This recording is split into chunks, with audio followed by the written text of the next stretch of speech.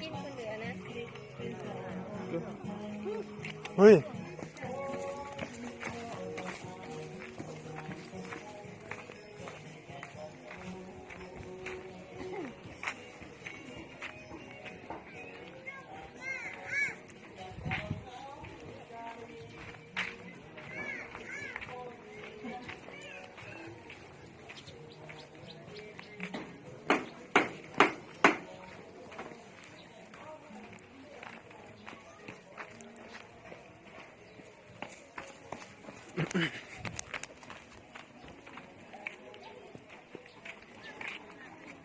น้าต้งอันนี้เขากำลังจะไปเฮือนในบ้านเหรอ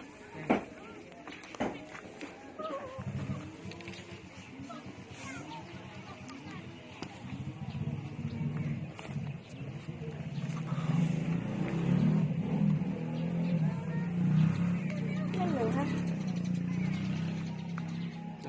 อันนั้นอย่าสูบโอ้โห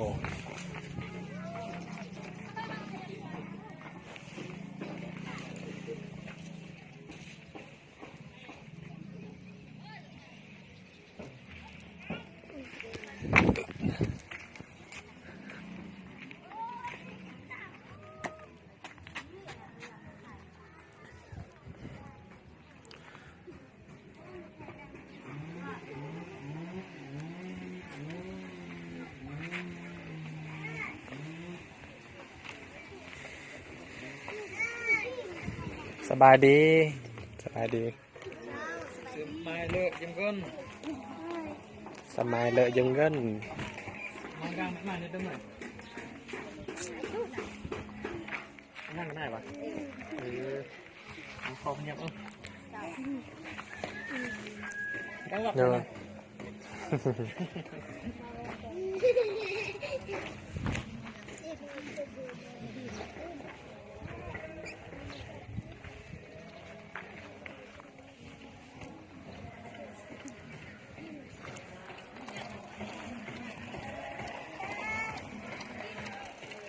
ก็เลยว่ารถ